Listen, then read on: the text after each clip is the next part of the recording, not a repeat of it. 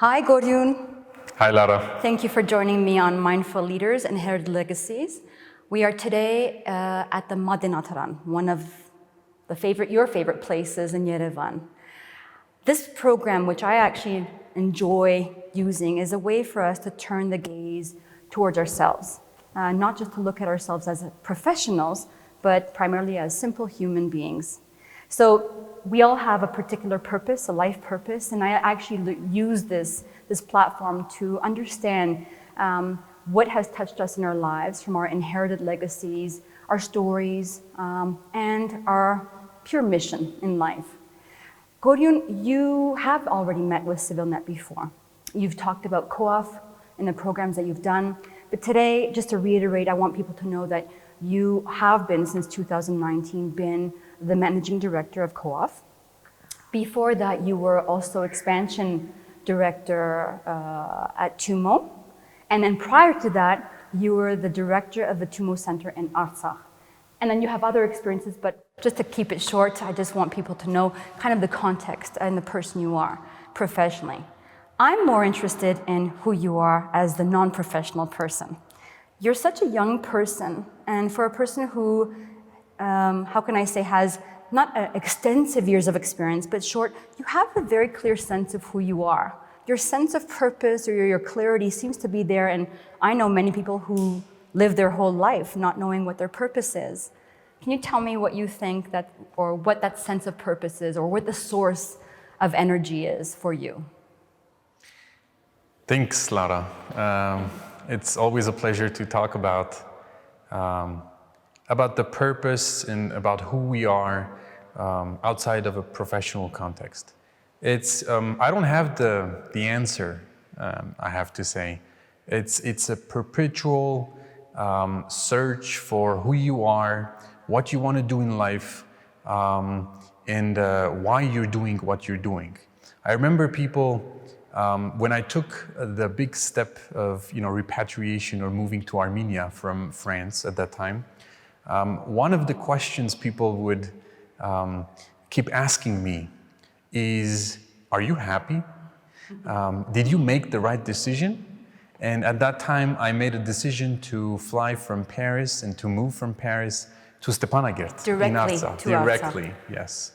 And the answer to this question to me is very simple. If it has a meaning, if it's meaningful, if the move that you've made not only makes you more happy, but also has a sense that you've been looking for, then yes, obviously yes. Okay, Korioun, but how does a person actually know what their true passion is? I mean, what is that feeling that you get, or what is it, an emotion? Is it an intuition? Is it something that you get a sense, an alignment to what you were born to do? What is that passion? How do you know this is what you should be doing? I think it's a mix of different components. First off, it's a fulfillment. You sense that what you're doing has a meaning, and it goes beyond your own self-interest meaning, right? It goes beyond, obviously, if we're talking about the professional job, it goes beyond the paycheck. It goes beyond the mission, even, of the company or the organization. And at that time in Stepanakert, and obviously now as well, I feel completely fulfilled. I feel every day is a new day. Every day comes with new challenges. So it's a mix of very objective things, but also things that you're perpetually looking for. It never stops. To me, it's the difference between being happy and getting to happiness. Happy is a stage. Happiness is a process. Fulfillment and same thing. It's dynamic. It changes every day. And there's not a single day that I wake up and I ask to myself, what am I doing here? Never I've had this. Do you mean that for the fact of you being in Armenia, or the fact that you are managing director of COAF with these projects that you're doing? Both. Or it just, okay, for both? Absolutely, for both, personally speaking and professionally speaking. And I have to say, it's been a very rough time. I moved to Armenia in 2016, right before the 4-day war, and I was in Artsakh at that time. I was in Stepanakert when that happened. Then 2018, the Velvet Revolution, I was again in Artsakh, so it was a distance kind of monitoring of what was happening. 2020, obviously COVID and unfortunately the war. So it was challenging times, but never regret. Never in my mind it has occurred. Why, did I do what I do? Did I do what I did? Correct. So this is who I am. This is where I belong. It's also a question of belonging.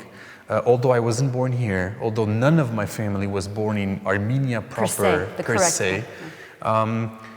But this is where I belong, and there's also, if we look into the future, not only the past, it's also, this is the right time. I feel like in terms of time, this is where I should be as part of this nation. We have an independent country, we have tremendous challenges, and you feel like you can contribute most right now. Absolutely. Being here physically, yes. Than being away. Funny thing, you say I can contribute. You read, when you're young and you go to school, you read textbooks. You read the books of history. And then you go page after page, and then you learn things, but the most that I've learned in terms of Armenian history is never we've been in the moment. This is the moment. We've always talked about the golden years. We've always talked about the past, what we've lost, what we've achieved as well. But in the textbook, they never teach you to learn history, to learn the lessons. To be conscious about it, to know what to take yes. as decisions for the future. Yes. That's a very interesting concept. I think I spoke about that historical consciousness is how to use the past to make decisions for yourself, not just to understand who you are today, but the decisions you want to make for the future. You talked about textbooks. You talked about, you're kind of touching upon things that I think about when it comes to the term identity. So this is a very tricky term for me because I'm always curious to see what people will say, what they mean by identity. We had a conversation before this, and you said something to me that was very interesting. You said, identity does not necessarily it's not related to particularly a geographic location. It actually relates to me, this is you saying, more about the heritage, the culture, the values. And I feel there's a sense of belongingness with a collective group, even if I'm not born here, even if these people have not been in the same place where I've been in France, but there's a sense of commonality that gives you that sense of energy. But there was also something else that you mentioned about when we talked about identity, and that was, that you want to live a life that gives a meaningful tribute to ancestors, because at a time when Armenians were at the peak, like you said, of creating, of innovating, of developing, time stopped with the genocide. And now your intention is to be able to use that energy to do the same thing, to create, to innovate, to develop.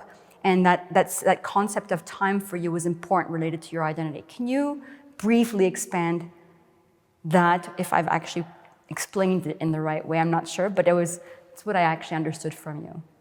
So you used the word identity, you used the concept of time, very dear to my heart. Heritage, legacy. Let me touch upon everything one by one. When I was young, my dad used to take us to church every Sunday, without exception. Whether you liked it or not. Whether I liked it or not. And it was before the Mass. Jamerkuchun. And so in Paris, we would go to the main cathedral in Paris. And then after the church, before the Mass, we would come back home and we would read the Bible, extracts of the Bible, before lunch, let's say. It was lunchtime, so it was Sunday, we were home, gathered with the family. Always lunchtime and dinner were very grouped in my childhood.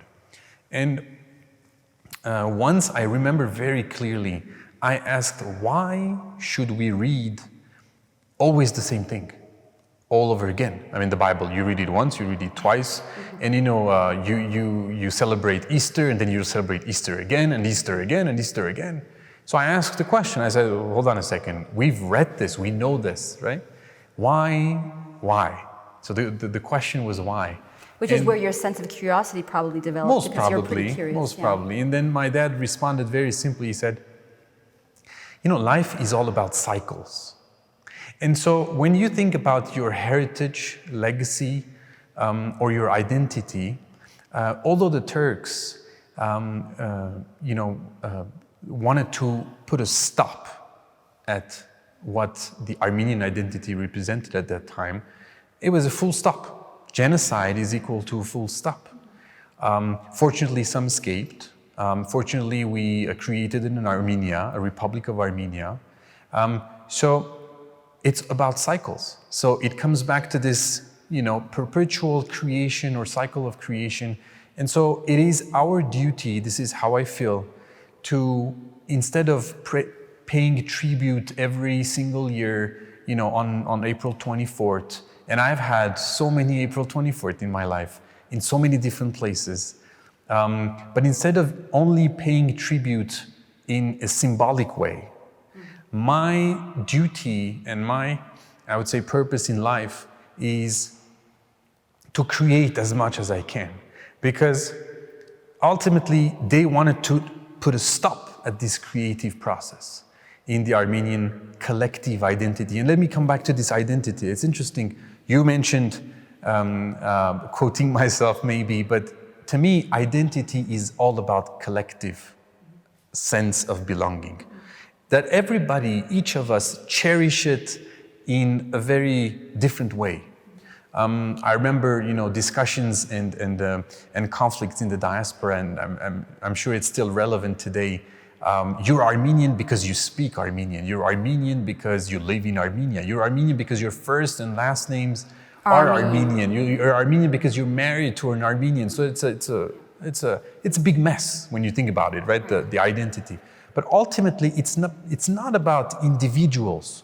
What the perpetrators wanted to make happen was not on different individuals. That was maybe it was on a collective basis. Right. So if there is a need for a revival, a true revival, it needs to be collective as well. And collective is not only about Armenia, it's not only about Artsakh, it's not about only Javakh, Western Armenia. It's about a much bigger, let's say, a much bigger basket of ingredients that make the identity different from other identities. Right. It's a very nice way to put it, I think, because you're right in many ways. Some people identify themselves as Armenian in different ways. It's belonging and having the national, being a citizen. Another one is, being from Anjar and having that sense of, history that comes with it. So it's very different, but I tend to agree with you. I'd like to go to a point. You mentioned your father earlier. Your father, Haruchun. And I want to go to this story, this interesting story of your parents. So Haruchun's father, Korioun Khatchadourian, he's actually, his family's from Aintab. Yes. His family, during the genocide, flee and get to Iskenderun, which is now, was recognized as Alexandrita at the time, and that's where your grandfather, Korioun, is born. Correct. His family, Korioun's family, is split. One part actually goes through Aleppo to Armenia here, and the other part, which is your grandfather's part, they go from Beirut to Marseille, which is where they live. That's Korioun's story. Then you have your father's mother's story, Gadar. Very interesting name, by the way. Gadar is inheritant of a family from Sivri Hisar. She's born in Marseille, but she comes from the Derminasyan family, so that's also a very traditionally well-known family. So here's this father's side of the story, very interesting, that you've heard sporadically throughout your life. Then you have your mother's side, Armine's life, right? Armine's life, and the one story that is very poignant for you is her father's story, which is Mardiros's story. Mardiros, who didn't have her mother, she wasn't raised by her mother. by his mother, and his father was already either passed away or serving in the military abroad. So your grandfather Mardiros is raised by his grandmother. He's born in Peria in the region of Isfahan in Iran. And at the same time, after that, they moved to Norjura because his grandmother is the salesperson she is. And then from there, they moved to Tehran. And for some reason, you mentioned to me that Mardiros's family, like the rest of your grandparents, have had an imprint on you. What do you mean by that? For a person, who seems to be very passionate about history, but why the case of Mardiros, for instance, or the case of Gadar or Puzant, had this imprint, like you say, had shaped you? Well, first off, we were very closely in touch with my bigger family when I was young. It was scattered all over the world, from LA to London to the East Coast to you Lebanon. guys were in the suburb of Paris, obviously. But we were born in the suburb of Paris. But we were connected. And I always say this to whom wants to know how Facebook was invented. I tell them my mom invented Facebook. She was so she was connected. well connected. Very well connected. Yeah. I'd like to meet her one day. Yeah. Yeah. So getting back to my grandparents and the story, it's been a family story of extremes. So extremes in the sense that, I've had families in the Middle East, families in the West, in Marseille. Middle East was Iran. I've had the Eastern Armenian sub-civilization and the Western Armenian sub-civilization. I've had a mom, I have a mom who's a pianist, more the artsy sort of side, and a dad who's an engineer, more the scientific. So it's been, basically it's been a life where we were all trying to balance things. During short vacations, we would go to Marseille. The closest place would be Marseille. Absolutely. And your long summer vacations would be in Iran. Would spend it in Iran. Never in those, famous beach places where the French would go in never, almost never. Okay. Obviously, we had the opportunity to visit here and there a couple nice, cozy, places. But ultimately, it was about family, and it was extended family. But your family, and I apologize for this, but your family, your parents, never really enforced the genocide on you, never enforced these stories on you. You were always surrounded by family who told you some stories, but they never actually sat down and said, this is what happened to us. In fact, there's a cousin from your father's side, Garbis Artin, who's the founder of ARAM, the Archive and Research Center, right, in France. And he would tell you that you recall of very gruesome, detailed stories of the genocide. So here's this, the parents, Armine and Harutyun, keeping a well-balanced lifestyle for their 3 kids, you and your 2 sisters. But when you're in Marseille, you have this big Derminasian family, and then and also the Khatchadourian family, and Garbis Artin seems to be playing this major role of the stories. So for me, I believe that we live in a trauma-informed society. The trauma is really an invisible force in all of us that shapes our lives, because it lives in our bodies, it lives in our relationships, and it lives also in our societal structures. So how is it that you feel that there has been this shaping from the genocide to these traumas to you, 3rd, 4th generation survivor of genocide? How did that happen? The shaping of the trauma was... How do you feel it shaped you? Well, it was from the extended family. You mentioned Garbis Artin. He's a cousin related to my grandma from the father's side. He shaped into us, this collective trauma that we've passed. But my nuclear family, my parents, my sisters, never we've had this inner conflict or inner trauma in us. Opposite to a lot of diasporan Armenians, we were never... told to go commemorate. Yes, told to commemorate April 24th, to go to Armenian school, etc. I've been to the church for the sake of belief. I've been to an Armenian weekly workshop called Megnik for the sake of the language, the beauty of sharing different perspectives, but in a different language, which was Armenian.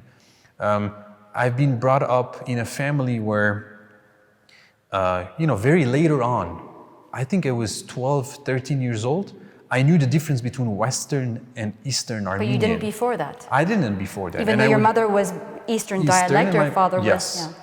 So I think my family, my close family, parents, it was all about balancing all this collective identity which was made of different extremes. But the extended family, my trips to Iran, my trips to Marseille, my trips to Deir Zor, to Syria, to Lebanon. Which you did on your own. No one told you to actually go commemorate April 24th in Armenia, yes. or in Deir Zor or in yes, Brussels. It was much later on when I started to, again, try to understand where I came from. I feel amazed. When did that happen? That question, where you come from, your sense of curiosity for yourself.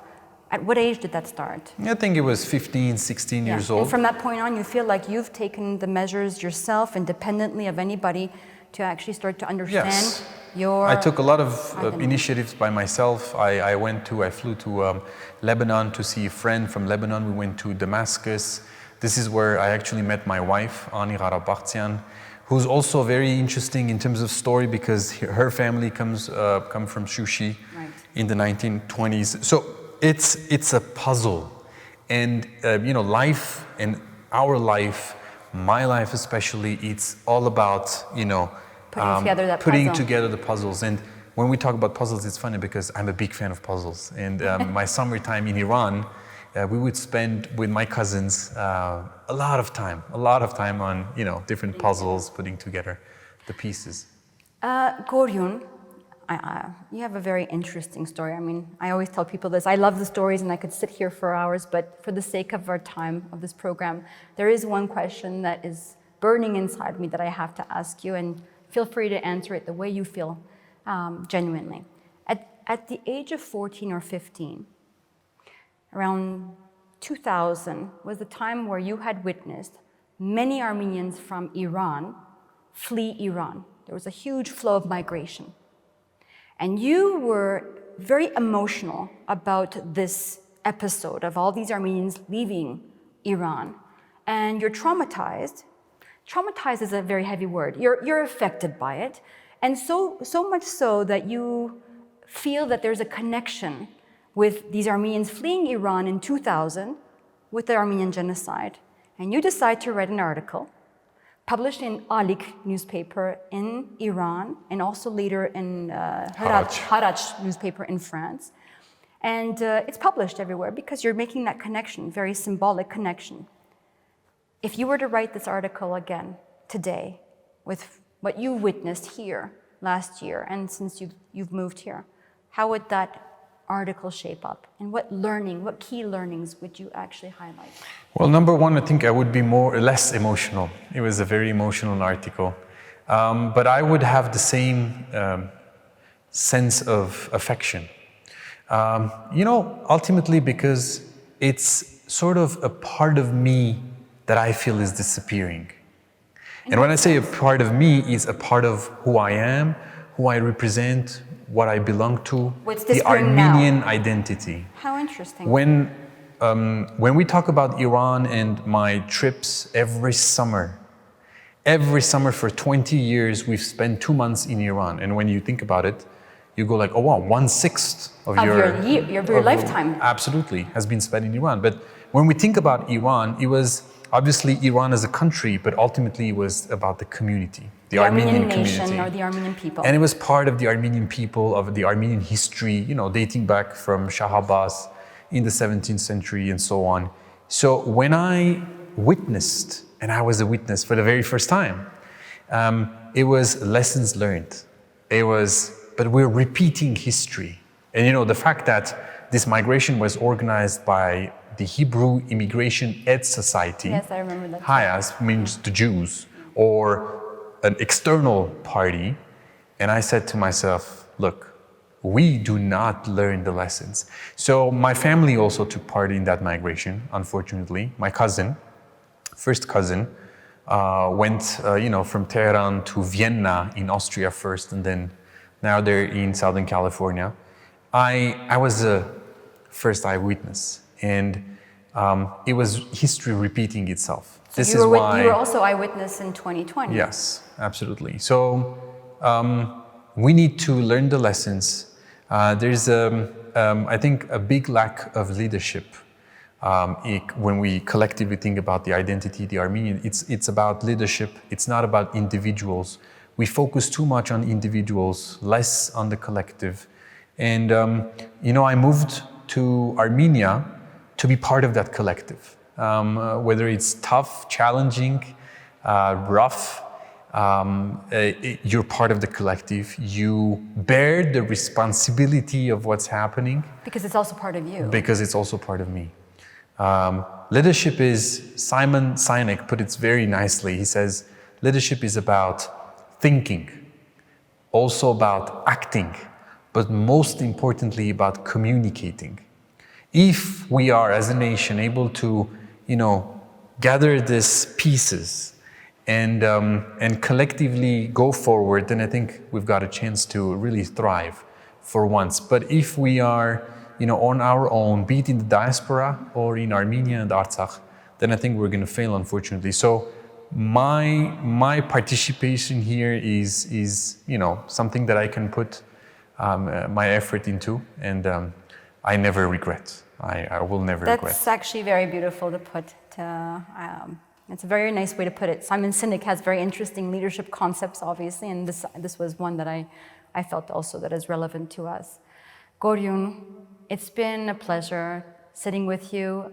It's nice to actually get to know you better, not just as the managing director of COAF, but just you, who you are, where you come from, and where you're going. I really think that we're benefiting a lot from your presence here, and I think there's just a lot of hope to look towards the future. So thank you for your time, Korioun. Thank you so much for the invitation, Lara. Thanks again.